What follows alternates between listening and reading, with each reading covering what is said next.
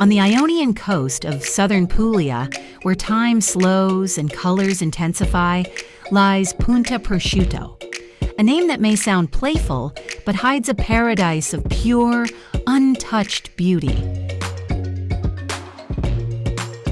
Here the sand is white and soft, fine as powder beneath your feet. The sea is crystal clear, shifting from turquoise to deep blue with every hour of the day.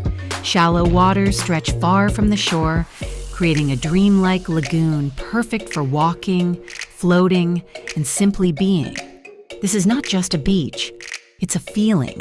Dunes rise behind you, wild and golden, covered with Mediterranean shrubs and whispering grasses.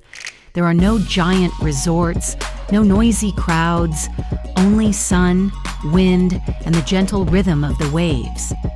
In the heart of the Salento coast, Punta Prosciutto is a sanctuary of light and peace, a place where nature speaks softly. And the only thing you need to do is listen.